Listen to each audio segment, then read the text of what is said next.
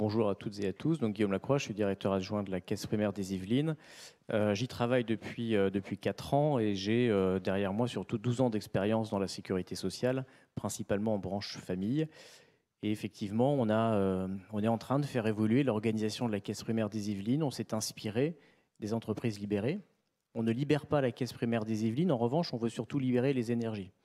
Et en libérant les énergies, on espère être plus performant, en remettant aussi un petit peu plus d'humain au cœur de nos préoccupations. Donc, je dirais que moi, mes questions que j'aurais envie de vous poser seront autour de ça. Comment on remet l'humain et comment, grâce à l'humain, on arrive à obtenir de la performance. Donc, j'aimerais vous présenter aujourd'hui les changements organisationnels et culturels qui étaient mis en place au ministère fédéral allemand des Finances depuis l'an 2000. Et donc, je vais vous parler de liberté, égalité et fraternité. Et je commence par l'égalité, parce que c'était vraiment le changement le plus important. En Allemagne, on est parti d'une situation qui était caractérisée par une hiérarchie très forte, un système pyramidal, et des chefs de bureau qui étaient plutôt autoritaires, dominants et autosuffisants. Comment on a changé la situation? Le chef de bureau est devenu primus inter pares. Et ça, parce qu'on a établi et on a obligé les chefs de bureau de pratiquer un leadership coopératif. Et qu'est-ce que ça veut dire? Il y a 3 éléments qui sont très importants. Le respect et la confiance réciproque, donc entre le chef de bureau et les collaborateurs. La coopération et de la part du chef, la délégation de responsabilité. On a introduit des formations continues et à partir de l'an 2013, il y a aussi des formations continues sur les RPS et la QVT. Et là, on se focalise tout d'abord sur le stress du manager. Donc, on pose la question, comment vous gérez votre propre stress? Et à partir de ça, on décline tout ce qui est QVT, on peut revenir à ça. Donc, 3e élément de l'égalité hiérarchique, je dirais, c'est le fait que les dirigeants badgent les chefs de bureau, les sous-directeurs. C'est seulement le directeur qui ne badge pas pour des raisons spécifiques. Et les dirigeants font le télétravail aussi. Et c'est de plus en plus reconnu que même les sous-directeurs, les sous-directrices vont faire le télétravail. Et donc, ce n'est pas seulement une liberté pour les cadres, le télétravail, mais aussi pour la hiérarchie. Et ce qui est important à noter, c'est que la liberté des cadres en Allemagne se focalise sur une beaucoup plus grande marge de manœuvre et une plus grande visibilité. Et je vous ai mis quelques éléments. Et j'aimerais parler de mon expérience personnelle, parce que j'étais jeune cadre au ministère des Finances et après 4 mois, le chef me dit, écoutez, il y a une réunion au ministère fédéral de l'Intérieur et c'est vous qui va représenter le ministère des Finances. Et ça veut dire en Allemagne que moi, j'ai le pouvoir décisionnel. Donc, si je dis j'accepte ceci, je n'accepte pas cela, ça va être contraignant pour le ministère. Et donc, c'était une grande honneur et ça m'a beaucoup motivée, bien sûr. Autre élément de la liberté, c'est qu'on a introduit un questionnaire annuel de satisfaction des agents. C'était un grand succès au début parce que c'était la première fois que les agents ont pu s'exprimer sur les relations avec les chefs, avec les collègues, avec la hiérarchie. Et on a eu beaucoup d'espoir, mais après 3-4 ans, on a eu l'impression qu'on s'exprime comme agent et rien ne se passe dans la hiérarchie. Et donc, l'organisation a réagi sur ça. Et aujourd'hui, on a un suivi par des consultants externes. Et on analyse, les consultants externes vont analyser la situation et vont proposer au directeur ce qu'on peut faire pour améliorer la situation. Et de plus, il y a des ateliers pour les chefs de bureau parce que parfois, c'est délicat, c'est difficile de parler de ce qui ne va pas dans le service. Et un autre élément, c'est le coaching. Le coaching, au début, n'était pas tellement bien vu parce que si un chef de bureau a besoin de coaching, ça veut dire qu'il n'est pas bon. Mais ça a beaucoup changé au fil du temps. Et maintenant, c'est très reconnu. Et si j'ai mon coach personnel, je suis mieux que les autres. Donc, voilà. Donc, pour la fraternité, je comprends par ça les mesures qui ont été prises pour favoriser le bien-être au travail, surtout sur le long terme. Et là, on a changé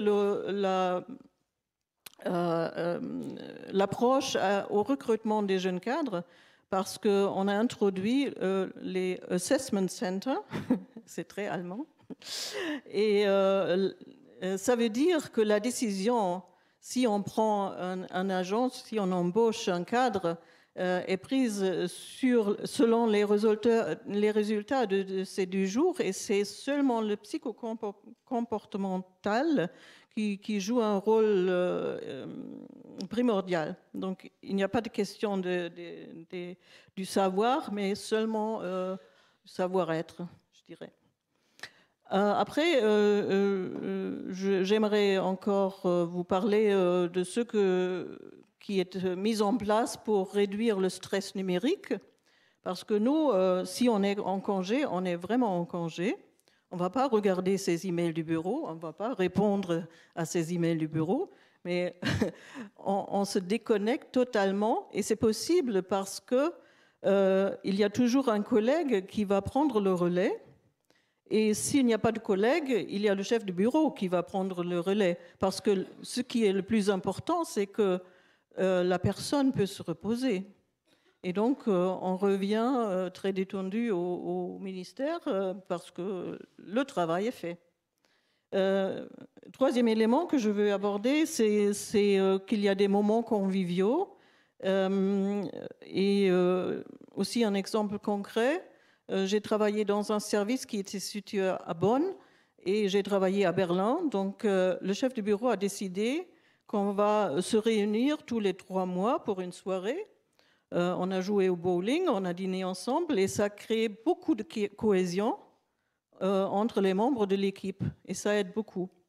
Et donc pour conclure, je dirais que le changement est possible, la qualité de vie peut être améliorée si on se concentre sur l'humain et ça a un impact direct sur le travail.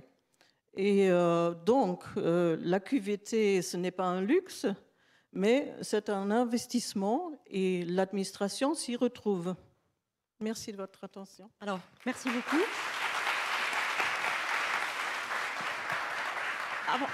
Avant de passer la parole à Guillaume, j'avais une petite question et j'aimerais bien que vous reveniez là-dessus parce qu'on en a parlé hier. Le label famille, je trouve que c'est une expérience très intéressante pour nous, en tout cas franco-français.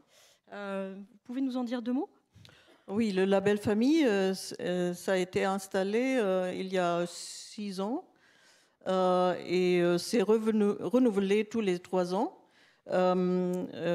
Une entreprise externe qui s'occupe de la conciliation vie professionnelle, vie privée, va venir pour demander qu'est-ce que vous avez installé comme organisation pour améliorer la situation des familles, la situation pour concilier ces 2 aspects, donc le professionnel et les questions de famille. Là aussi, c'est non seulement comment on va gérer la situation avec les enfants, mais aussi il y a de plus en plus de personnes qui ont des parents très âgés. Il faut s'en occuper, il faut les soigner, et donc il faut trouver des possibilités de concilier le travail et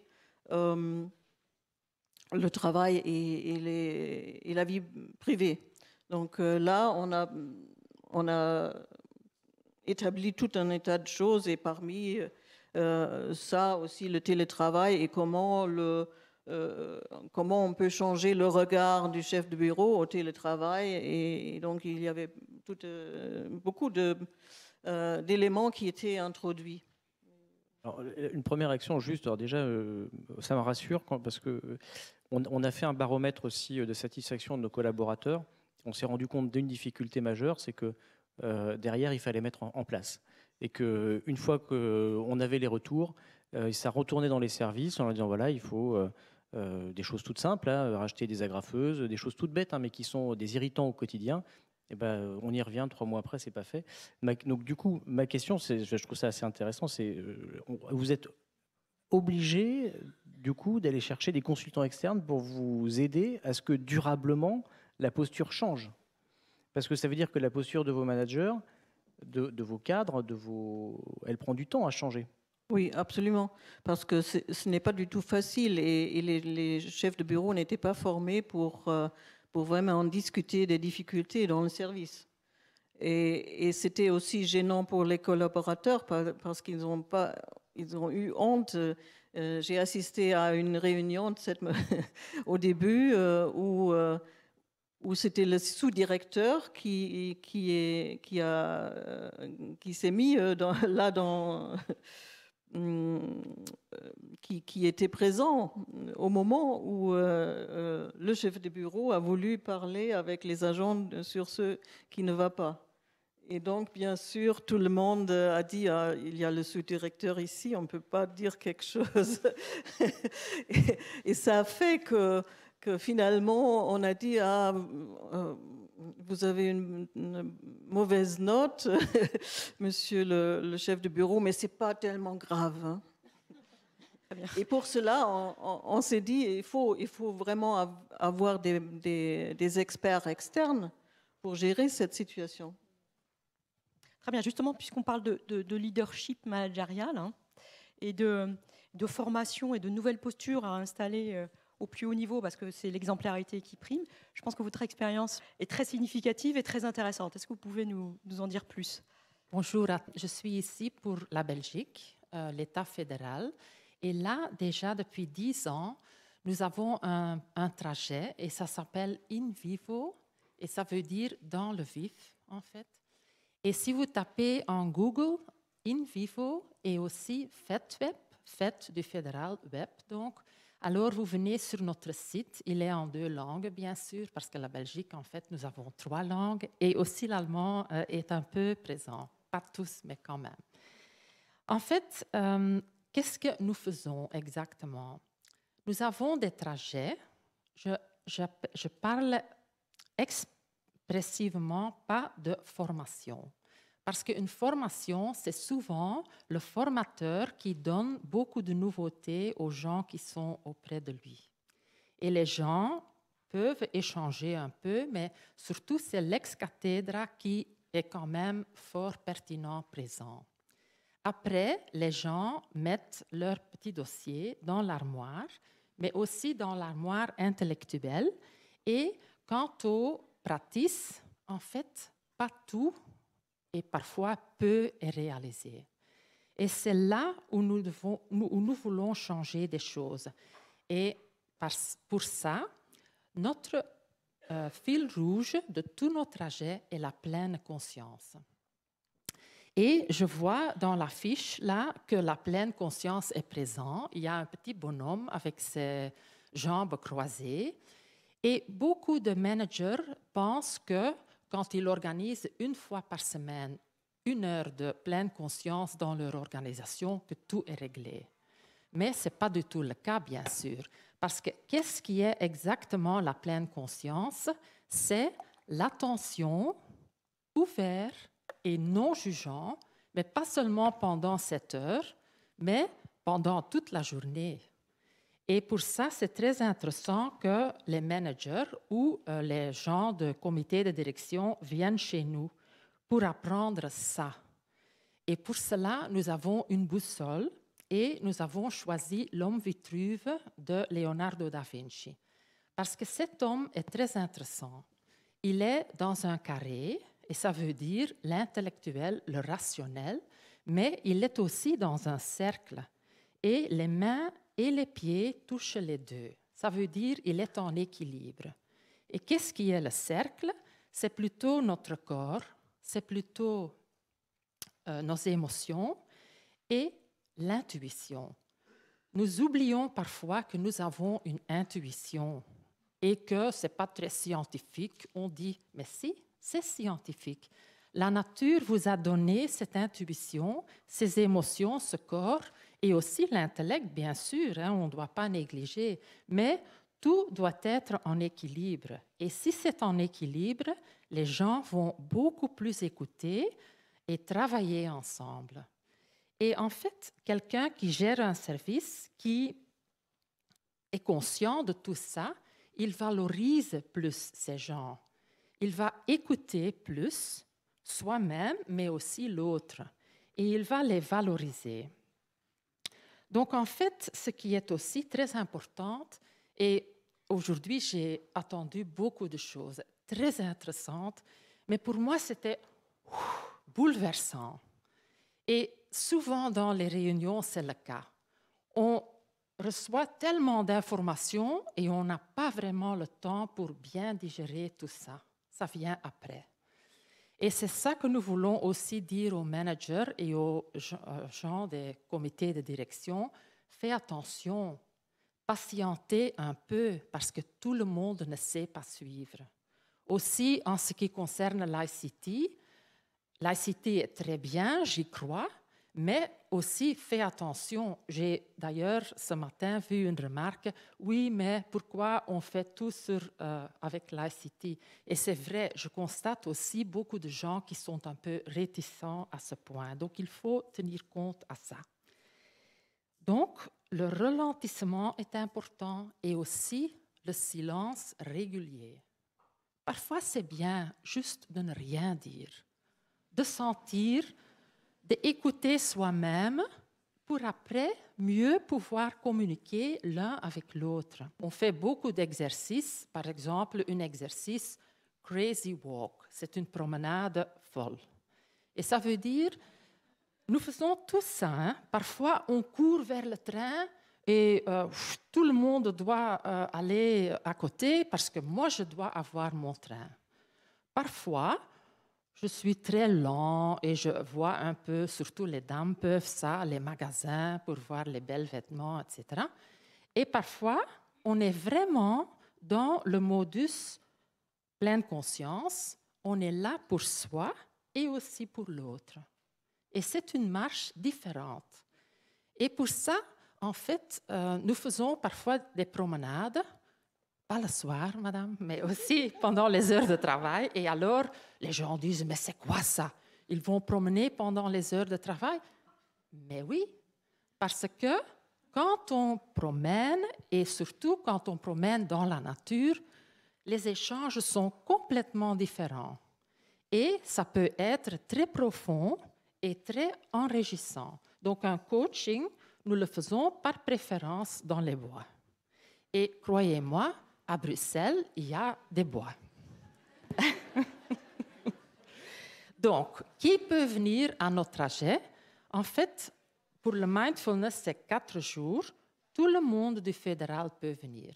Et je dois dire que même ceux qui ne sont pas chefs, parce que nous croyons que tout le monde a besoin de savoir ça. Nous faisons toujours un intake, donc par an, nous avons environ 200 personnes qui viennent chez nous dans un trajet. Nous sommes seulement 5, donc ça représente quand même un travail pour nous. Et alors, nous voyons avec la personne ce qui est bien pour la personne. Parfois, c'est juste 4 jours, quelqu'un qui n'a pas beaucoup de temps, bien que c'est un peu contradictoire. Alors, il y a aussi un trajet peer coaching, là, c'est 7 jours. Il y a aussi un trajet pour les leaders qui veulent vraiment apprendre comment mieux se gérer, c'est 20 jours. Et alors, après 20 jours et 20 jours de travail encore à côté, individuel, donc c'est 40 jours, ça veut dire 1 jour par semaine pendant 1 an. Et peut-être vous pensez, mais mon Dieu, qu'est-ce qu'ils font dans ces 20 jours? Ben, on a besoin de ça. Parce qu'on apprend d'abord la pleine conscience, mais aussi le coaching orienté solution. Nous croyons vraiment en ça. Nous ne croyons pas à voir ce qui ne marche pas et travailler pour que ça marche. ça ne marche pas. En fait, orienter solution. Regardez qu'est-ce qui marche déjà et comment je peux augmenter ça.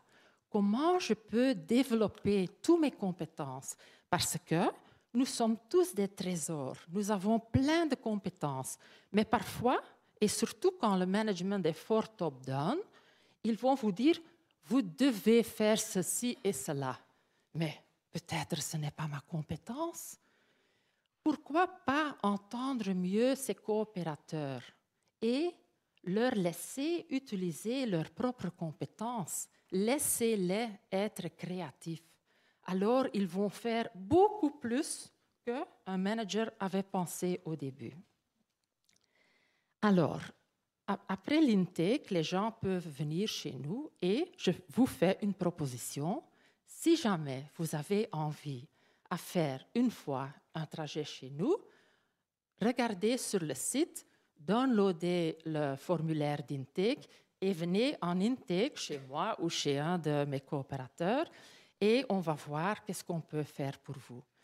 Parce que la semaine passée, et je ne sais pas si c'est par hasard ou quoi, mais j'ai eu un mail de quelqu'un de France. Elle habitait pas de Calais. C'était une consultante privée et elle avait trouvé quelque part, je n'en sais rien, notre site. Et elle demande, est-ce que je peux venir chez vous faire un trajet? Je lui ai proposé de venir en intake. Je ne sais pas ce que ça va devenir, mais on ne sait jamais. Ne venez pas tous en même temps, hein? Parce que ça, je ne peux pas gérer. Mais s'il y a quelqu'un qui veut, et l'année prochaine encore quelques autres, c'est très bien. En fait, nous pensons que nous sommes très durables, qu'en travaillant comme ça, nous pouvons faire de l'écologie. Parce que maintenant, nous avons l'impression que le management est un peu égaux. Moi, je suis le chef et toi, tu vas faire ce que je dis. Et on veut changer de ego vers éco. Hein? C'est autre chose, bien sûr. Et quels sont maintenant les bénéfices? En fait, tous ceux qui sont venus chez nous disent après, ça a beaucoup changé pour moi. Je vois plus clair en moi-même, je vois plus clair en l'autre et je vois plus clair dans les situations qui m'entourent. Et nous faisons toujours une enquête de satisfaction par écrit, enfin par ICT ou pour ceux qui veulent sur papier. Et là, nous voyons que les gens sont quand même très contents. Certains disent que c'est un peu trop lent, ça peut passer, mais enfin. Mais normalement, tous les gens sont contents d'avoir vécu cette expérience et qu'ils peuvent l'utiliser dans la vie future. On ne veut pas vraiment persuader, c'est pas ça. On veut juste faire goûter. Et ceux qui veulent peuvent revenir. Parce qu'après, nous avons un réseau. Nous avons maintenant 1000 personnes qui ont suivi notre trajet. Et ce réseau a droit à chaque année 4 fois qu'ils peuvent revenir une journée complète. Nous avons aussi des gens qui disent « Ah, je suis intéressé pour faire des trajets comme vous dans notre organisation. » Alors, ils peuvent co-gérer avec nous un trajet pour apprendre et pour après le faire dans leur organisation. Comme ça, nous avons 30 personnes et ce réseau, ça s'appelle To Be. Il vient tous les mois un jour chez nous et nous faisons ensemble des exercices sur leurs propositions ou s'ils n'ont rien à proposer, nous proposons nous-mêmes. Voilà. Merci beaucoup de votre attention. Une question, puisque du coup, les personnes qui ont suivi font état du bien-être personnel qu'ils en retirent. Et comment est-ce que vous mesurez, ou peut-être que vous ne mesurez pas, mais si vous arrivez à le mesurer, est-ce que vous mesurez ensuite les effets sur la performance des équipes de ces personnes? Oui, nous avons tenté à faire ça en écrivant au HR, Human Resources, après pour demander est-ce que ça a changé quelque chose. Nous avons eu peu de retours parce qu'en fait, eux ne sont pas concernés. Peut-être que nous devrions vraiment retourner aux équipes même, mais nous ne connaissons pas ces équipes. Nous pouvons toujours le demander, bien sûr, hein, mais jusqu'à maintenant, on n'a pas fait. Mais il y a quand même des organisations qui nous disent, après avoir envoyé quelqu'un vers un trajet, après, les choses dans l'organisation se sont quand même améliorées. Mais c'est juste des paroles, on n'a pas vraiment prouvé avec un questionnaire ou autre chose. Mais c'est peut-être ça qu'on devrait faire à terme. J'ai trouvé fascinant ce que vous avez expliqué et je crois que c'est vraiment une bonne approche et c'est vraiment seulement la question comment ça va se traduire au quotidien. Oui, ça reste toujours un défi. Sur la sémantique, on pourrait penser qu'il y a peut-être une contradiction entre développement personnel et égaux. Vous avez parlé, alors personnel, égaux. Et moi, je suis réceptif lorsque je vous entends de transformer la captation du gestionnaire face à des besoins personnels et ne pas justement voir ça comme de l'égoïsme en voulant dire l'employé et surtout le millénial où on entend souvent cette expression-là en disant qu'il est centré sur lui-même, mais plutôt que le gestionnaire puisse donner une caisse de résonance à cet esprit soit d'innovation, de créativité qui émanera de ce parcours personnel-là où il sentira qu'il y aura une place d'expression pour lui. Alors, parfois, on peut penser encore que c'est encore des besoins personnels, mais non, c'est plus donner une synergie, une vélocité à cette capacité personnelle des individus et de le mettre dans le collectif. Alors, moi, je voulais le partager. Et ça, je peux peut-être encore ajouter, un des exercices, mais c'est dans le long trajet de 20 jours, c'est que le dirigeant va faire un exercice dans son service. Et nous n'allons pas contrôler ça, nous faisons confiance. Il fait l'exercice dans son service, il fait quelque chose de chouette avec son personnel. Et après, il va revenir et dans le groupe partager ce qui s'est passé. Et si c'est passé mal, c'est bon aussi, hein? Juste partager ce qui s'est passé. Et là, le personnel sait donc qu'il suit ce trajet. Enfin, une question, plutôt une remarque. Vous venez d'utiliser un mot qui m'est très cher, c'est la question de confiance. Même si effectivement, je vous demandais quelles étaient les mesures qu'on avait pu faire par ailleurs. Nous, on a un parti pris, c'est qu'on fait confiance à nos collaborateurs, on fait confiance à nos collègues. Et il y a des choses que volontairement, on ne veut pas mesurer. Parce qu'on part du principe que si on mesure, c'est qu'on veut vérifier l'atteinte du résultat. Et si on veut vérifier l'atteinte des résultats, c'est que peut-être on a du mal à leur faire confiance. Et donc, il y a des choses que volontairement, on ne veut pas mesurer et qu'on n'ira jamais mesurer. Oui, je suis d'accord avec vous. Et à chaque fois, quand on réunit des gens, on dit, si vous avez des remarques, faites-le dans l'ici et le maintenant. Et on voit quand même que parfois, les gens n'osent pas. Même, on dit, allez, aie confiance, sois authentique, sois vrai, mais avec respect, bien sûr. Mais on voit quand même que les gens n'osent pas toujours et dans le questionnaire, après, il y a toujours des remarques qui n'ont pas été dites. Mais je le regrette parce qu'on laisse beaucoup d'espace, beaucoup de liberté, beaucoup de responsabilité à chacun pour partager ce qu'il veut partager avec respect. Peut-être se présenter rapidement. Là. Comme on le disait, mon nom est Marianne Pépin, je suis présidente du Forum des jeunes. On est administrateur, Jean-Bernard et moi, depuis 4 ans sur le conseil d'administration du Forum, à différents titres. Là. On vous pose la question finalement, comment une organisation qui a fêté ses 20 ans a pu franchir quelques étapes, c'est-à-dire devenir pertinente, innovante et crédible.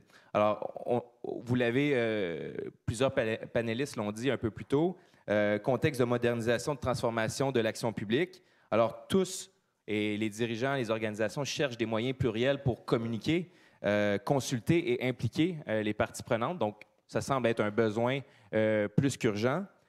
Ensuite, les dirigeants, vous tous, reconnaissez les besoins de flexibilité de l'administration publique, le besoin de mobiliser les forces vives qui sont parfois en périphérie de la fonction publique, et aussi l'urgence de penser les choses autrement. Alors, encore une fois, des constats qui sont maintenant partagés depuis plusieurs années, et en même temps, des qualificatifs parfois peu élogieux envers la fonction publique, et l'Atlantique ne suffit pas pour pas retrouver des synonymes. Lenteur, rigidité, déconnecté même à certains égards. Et en quoi une organisation comme le Forum des jeunes administré par des jeunes fonctionnaires, pour des jeunes fonctionnaires, devient une pratique innovante et cohérente finalement avec l'action gouvernementale. Alors, c'est un peu ce qu'on souhaite vous présenter aujourd'hui. Allez-y.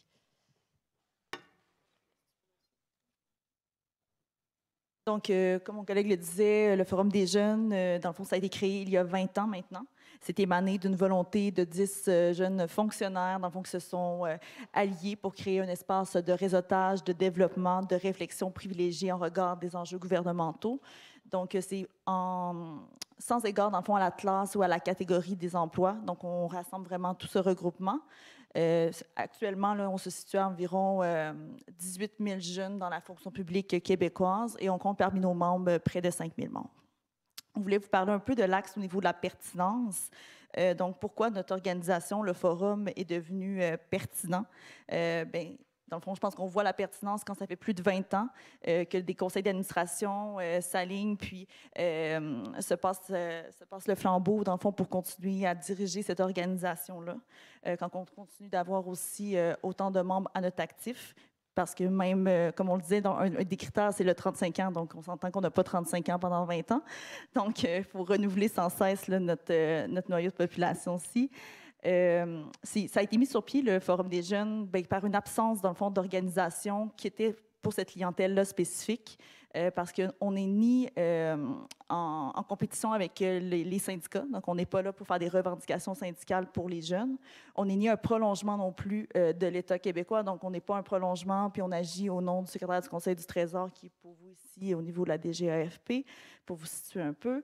Donc, c'est vraiment dû à cette absence d'organismes qui s'adressaient particulièrement aux jeunes de différentes catégories et des jeunes, dans le fond, qui travaillent dans différents ministères et organismes, où Jean-Bernard va peut-être plus pouvoir vous renseigner à cet effet-là, qu'on a voulu créer ce regroupement-là. Une organisation qui est apprenante parce qu'on ne cesse de se développer, de se renouveler en termes d'offres de services aussi. Alors, vous vous dites sûrement, oui, quelle bonne idée, bravo, comment on fait ça? Puis, lors de nos différentes rencontres auprès de différents organismes, c'est un mélange d'émotions, c'est-à-dire un certain emballement, intérêt par le Forum des jeunes, mais toujours un peu en disant, oui, mais chez nous, vous savez, c'est compliqué. Alors, comment un peu, je vois des sourires, et on a fait un petit tableau simplement pour vous montrer le cadre hiérarchique. Alors, on comprend, on est fonctionnaire, on fait le choix d'une certaine norme, d'un certain cadre. Et vous voyez, l'action gouvernementale auprès des jeunes, évidemment, j'exclus ce qui serait l'action interministérielle, c'est-à-dire les jeunes du Québec ou les jeunes du pays, mais plutôt les jeunes au sein même de la fonction publique. Alors, secrétariat du Conseil du Trésor, organisme interministériel ou en tout cas d'action transversale, différents ministères, organismes. Et là, bien, la jeunesse, vous le savez, c'est un sujet à la mode. On va dire, ah oui, on veut parler de jeunesse. Alors, on va créer une table jeunesse. Alors, chaque ministère a une table jeunesse, un forum jeunesse. Ça prend différentes formes, une structure jeunesse. Mais imaginez, on fait encore ce qu'on sait faire finalement, hiérarchiser, structurer. Donc, vous voyez un haut dirigeant qui contrôle une table, souvent piloté par les ressources humaines, souvent dont la présence est soit obligatoire ou l'absence peut être très mal vue. Et donc, vous voyez un peu les caractéristiques classiques. Alors, je n'ai pas besoin de vous les dire, mais vous les imaginez, hiérarchisé, en silo, implication des jeunes orientés, réflexion, et où on discute de grandes idées. Et à côté, bien, on vous présente un peu la pertinence, finalement, du Forum des jeunes. Marianne l'a illustré sous la forme un peu juridique, c'est-à-dire au niveau de l'action en périphérie, mais le Forum des jeunes, c'est l'ensemble des ministères et c'est l'ensemble de la hiérarchie, c'est-à-dire que des différentes strates vont nous consulter sur certains éléments et on vient à arriver à discuter sur des sujets où on décomplexe la parole, finalement, et comme il y a un conseil d'administration, des gens qui s'impliquent. Notre pertinence, et on va le voir encore un petit peu plus loin sur la crédibilité, cette structure-là permet de court-circuiter, entre guillemets, les structures officielles. Et on vient mobiliser des gens qui participent à nos événements ou qui s'impliquent en sachant que c'est leur initiative, finalement. Ils le font avec une certaine volonté. Et là, on a une masse critique importante et on devient un acteur incontournable. Et c'est là où on veut aussi balancer la discussion. Au niveau de la crédibilité, c'est un peu plus notre axe qu'on voulait vous parler parce que c'est, oui, des grandes réflexions, oui, des consultations, oui, aussi des opinions, mais beaucoup plus qu'est-ce qu'on fait sur le terrain. Donc, c'est quoi les actions pour refléter ces grandes réflexions-là? Nos collègues, ce matin, vous ont présenté là, une des consultations, celle qui est menée actuellement sur le mieux-être au travail. On en a fait aussi beaucoup d'autres là, durant les dernières années. Mais le mieux-être, bien, c'est pertinent. C'est pertinent parce que ça a un lien avec la santé des personnes, ça a un lien avec le télétravail, ça a un lien avec toutes les questions de qualité de vie au travail. Donc, ça va avoir une pertinence autant pour l'aspect au niveau syndical, autant au niveau pour l'aspect gouvernemental. Donc, d'ailleurs, il y a déjà des approches qui ont été faites avec des relations, des directions de relations de travail au secrétaire du Conseil du Trésor qui nous demandent un peu les résultats, puis qu'est-ce qui va justement émaner de cette consultation-là, qui regroupe un ensemble de jeunes. La consultation est très représentative aussi parce qu'on a réussi à consulter puis à aller chercher beaucoup de personnes, dans le fond, qui forment ce noyau dur-là. Donc, nécessairement, ça va être des faits, des constats qui vont être super intéressants pour eux pour justement développer par la suite des politiques, des directives ou des programmes ou des actions qui sont plus concrètes. Il y a eu un dépôt de mémoire en septembre 2015 sur la proposition gouvernementale de la prochaine politique jeunesse. On recommandait d'ailleurs des choses par rapport à l'employabilité jeunesse, la participation citoyenne, mais tout ça, ce n'est pas au nom d'un administrateur. Donc, moi qui est jeune, qui recommande quelque chose, c'est par voie de sondage, par voie de consultation des membres. Donc, ça a vraiment un aspect coercitif puis intéressant pour le gouvernement, pour le syndicat, peu importe, dans le fond, pour la sphère de la fonction publique. On a des rapports de consultation en 2015, en 2012 aussi, sur la valorisation, la rétention des jeunes, la motivation. Mais tout ça a émané en une action concrète, une table jeunesse qui a été créée par la suite, qui promouvoit des actions comme dans le fond, on travaille sur le télétravail, on travaille sur le niveau aménagement des lieux de travail, etc. Donc, c'est toutes des actions qui sont vraiment très concrètes, qui sont pilotées par des jeunes, mais avec des instances qui prennent des décisions. Donc, à cette table-là, il y a des personnes de haute sphère de la fonction publique qui viennent nous aider, nous appuyer dans cette recherche-là. Donc, nécessairement, les actions qui vont être conduites, bien, vont pouvoir aboutir vers quelque chose parce qu'on n'a pas tous les bras non plus pour faire émaner des actions concrètes dans notre gouvernement. Au-delà de toutes les consultations qu'on mène, bien, il y a aussi toutes nos activités en périphérie, valorisation. Bien, ça veut aussi dire comment reconnaître les jeunes dans leur milieu. On cherche souvent des différentes façons. Ça fait 15 ans que le Forum des jeunes organise un prix reconnaissance. C'est plus de 100 candidatures qu'on reçoit là, à notre appel de candidature annuel. C'est des gestionnaires, des collègues qui, justement, inscrivent leurs jeunes dans ces catégories-là. Donc, juste d'être inscrit, c'est une grande forme de reconnaissance pour des jeunes employés.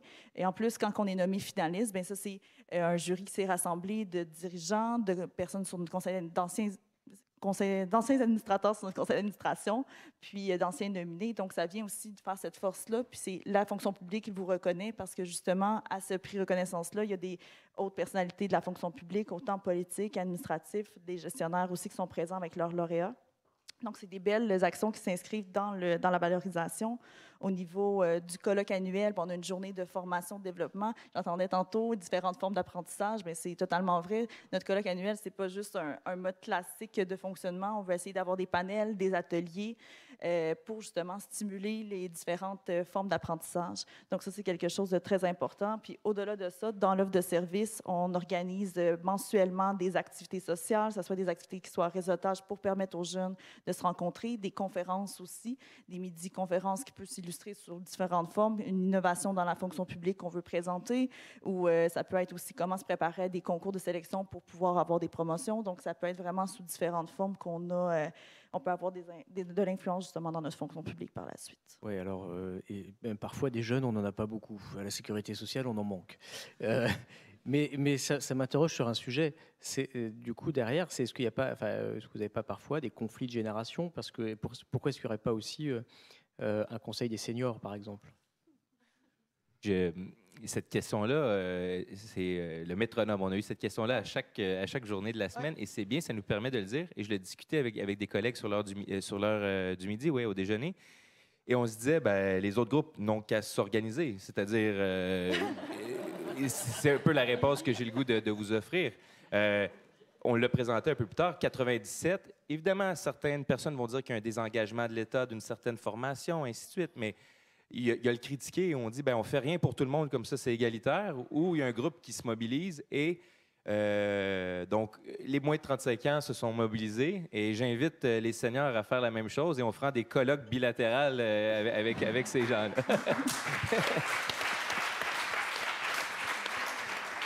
Je rajouterais peut-être aussi au niveau de l'influence, mais souvent les jeunes de 35 ans et moins ne sont pas nécessairement dans des postes d'influence ou dans des postes qu'on peut avoir d'influence sur les hautes instances décisionnelles. Donc nécessairement, ce regroupement-là, avant 35 ans, il n'y a pas beaucoup de gestionnaires non plus, même dans notre membership. Donc ça peut être quelque chose de très inspirant, en tout cas pour des jeunes de se réunir parce qu'ils ont tout un peu la même réalité. Très bien. Alexandra, une remarque? Je trouve que c'est une très bonne initiative et c'est vrai que dans l'administration allemande, il y a plutôt des personnes qui ne sont pas tellement jeunes et pas en dessous de 35 et je crois que c'est une approche qui est très intéressante et on peut profiter de ça aussi pour l'administration allemande. On attend l'invitation. Moi, j'ai une petite question pour vous. Qu'est-ce que vous faites quand vous êtes devenu trop vieux ou trop vieille? Vous savez, j'ai un plan d'organiser l'Association des seniors du gouvernement du Québec. Ou le limite va changer un peu avec le temps. Quand on a 20 ans, on trouve quelqu'un de 30 ans très vieux. Quand on a 30 ans, non, c'est jeune, c'est 40 ans. Et comme ça, ça bouge. Et la sous-représentation est un bon point. En fait, récemment au Québec, le gouvernement a voté des lois pour imposer des places dans des conseils d'administration. C'est un peu une forme de discrimination positive. Et je sais que le rapport avec ces concepts-là sont différents un peu partout dans la francophonie et dans le monde. Mais c'est de l'action concrète. À partir du moment où il y aura une impulsion plus naturelle, ces lois-là deviendront désuètes finalement. Alors, c'est un peu l'idée de la sous-représentation. Et après, d'autres jeunes poussent et on laisse la place. Je pense qu'il faut laisser la place. En politique aussi, des fois, on dit des politiciens de carrière, on laisse la place. Il y a une roue et je pense qu'on est assez zen avec cette idée-là de passer au suivant, le flambeau, comme disait Marianne. C'est vraiment en haut de 36 ans, dans le fond, la personne ne peut plus se représenter comme administrateur ni comme membre, mais il y a certains événements qui peuvent quand même venir, comme on a fêté notre 20e anniversaire, on a justement invité toutes les personnes qui avaient participé au déploiement du Forum des jeunes dans les 20 dernières années pour avoir créé une opportunité de réseautage puis retracer un peu les différentes personnes dans l'environnement. C'est très créatif. Votre rôle d'influenceur, vous influencez, est-ce que sur la durée, il est de plus en plus fort ou est-ce qu'il est toujours au même niveau? Et est-ce qu'à des moments, vous sentez qu'il y a des pertes d'influence? Moi, personnellement, je trouve de plus en plus fort. Notamment juste par le partenariat qu'on est en train de développer avec la coopération franco-québécoise. Je trouve que l'influence, on le voit vraiment beaucoup à ce niveau-là, en train d'inspirer un nouveau courant qui est en train de naître ici que maintenant 1 an. Mais au-delà de ça aussi, au niveau des consultations, que le gouvernement mette en place des actions qui sont plus concrètes avec justement les thématiques de nos consultations qui ne sont pas du tout dictées par le gouvernement. Donc, c'est vraiment de notre côté qu'on a trouvé la qualité de vie au travail. On trouvait que c'était un concept intéressant de nos précédentes consultations. On a voulu la mettre sur la sphère publique, puis ça intéresse. C'est quelque chose qui est pertinent aussi. Donc, je vois plus ça ascendant que descendant, mais je pense qu'il y a aussi la priorité jeunesse qui est très, très, oui, à la mode, mais aussi très, très... qui va toujours se renouveler. Dans le fond, il va toujours avoir des jeunes. Donc, je pense que c'est quelque chose qui va perdurer aussi dans le temps. Là. Je peux peut-être reprendre la question, la dernière, sur l'attractivité et la rétention. Donc, principalement, on souhaite arriver avec un peu de data, comme on dit. C'est-à-dire qu'on veut éviter de représenter la jeunesse. Aujourd'hui, je ne représente personne, finalement. Je représente une organisation avec des concrétisations, des actions. Évidemment, la fonction publique canadienne, on s'y intéresse peu, évidemment, parce qu'on est dans la fonction publique québécoise. Mais nos membres nous ont dit dans une consultation passée toute la valorisation des métiers. Alors, vous savez, lorsqu'on entend un politicien ou des scandales dans les médias, une fois la fête de famille à Noël, on est peut-être moins fiers d'être fonctionnaire, on se cache un peu et tout ça. Et les jeunes ressentent vivement cet élément-là, parce qu'auprès de collègues, de gens de la même génération, ils sont fiers d'être fonctionnaires. Ça sort dans tous les sondages, le service aux citoyens, le changer la vie des gens. Mais on se cache un peu finalement parce qu'on se dit c'est l'image que la société projette de moi. Alors, on travaille beaucoup sur ces questions-là, bien humblement, mais au moins on pose le problème et on tente d'amener des actions plutôt que de juste pointer le problème finalement. Et le forum, avec la participation des membres, c'est une forme d'attractivité et même de rétention. Là. Oui. Le télétravail, s'il y avait une question là-dessus. J'aimerais développer un peu le télétravail en Allemagne, ou plutôt au ministère des Finances. On a 3 éléments. Pourquoi on peut faire le télétravail au ministère des Finances? Un, c'est si on a des enfants qui ont l'âge en dessous de 18 ans. Deuxièmement, on peut faire le télétravail si on a des parents âgés qui ont besoin de soins. Et troisième élément, si on est handicapé. Ça crée un peu de tension parce que ceux qui n'ont pas d'enfants et pas de parents qui ont besoin de soins se disent mais bon, je veux aussi télétravailler. Et donc, on a installé ce qui s'appelle en allemand le travail mobile. Et toutes les personnes qui sont souvent en déplacement, par exemple, peuvent faire le travail mobile. Et donc, ça a calmé un peu les esprits. Parce qu'autrement, c'était plutôt un combat qu'une joie. Donc, en Belgique, la plupart des ministères font le télétravail. Enfin, les gens font le télétravail. Mais la durée est très différente d'un ministère à l'autre. Je peux parler de mon ministère, BOSA. C'est en fait la fonction publique, mais en Belgique. Nous pouvons faire 3 jours par semaine au maximum de télétravail. Ça ne va pas toujours parce qu'il y a des réunions, il y a les groupes à mener. Mais si nous avons l'occasion, par exemple, pendant les vacances, il y a peu d'activités organisées, je veux dire, et alors nous pouvons profiter de ce moment pour faire du télétravail, mais pas plus que 3 jours par semaine. Et pour ça, nous avons un PC et un GSM du travail avec Internet payé par notre employeur.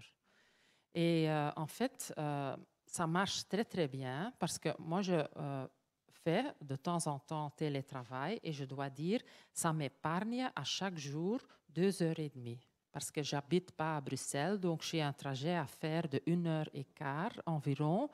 Donc voilà, c'est vraiment bien. On peut beaucoup mieux se reposer quand on fait du télétravail. Et on peut aussi organiser ses heures. On ne doit pas travailler de 9 à 4 ou à 5, mais on peut choisir, voilà, moi je travaille de 7 à 3 et puis le soir, je travaille encore un peu. Donc, j'ai l'impression que la confiance commence quand même à croître. Mais ça dépend bien sûr du dirigeant. Moi, j'ai vraiment la chance d'avoir un dirigeant qui fait beaucoup de confiance. Oui, au niveau québécois, mais dans la fonction publique, justement, on n'a pas de politique de télétravail, donc ce n'est pas encadré par une politique cadre, c'est justement en développement. C'est pour ça, d'ailleurs, qu'on a été consulté récemment là, au niveau du Forum des jeunes, voir un peu les attentes. Ce que notre consultation disait un peu, c'est que même s'il n'y a pas de politique cadre, il y a quand même certains jeunes qui font du télétravail, donc c'est juste que ce n'est pas encadré, mais ça dépend beaucoup au niveau individuel.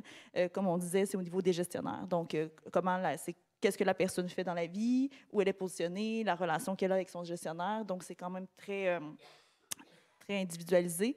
Puis, en mettant une politique cadre, c'est un peu pour l'étendre, mais ce qu'il faut faire toujours attention, c'est comment qu'elle va être étendue pour pas que ça soit de la soupe pour tout le monde. Tu sais, c'est un peu ça. Dans le fond, ça dépend toujours de la catégorie d'emploi, mais ça dépend beaucoup de la relation de confiance, bien plus que du profil de la personne.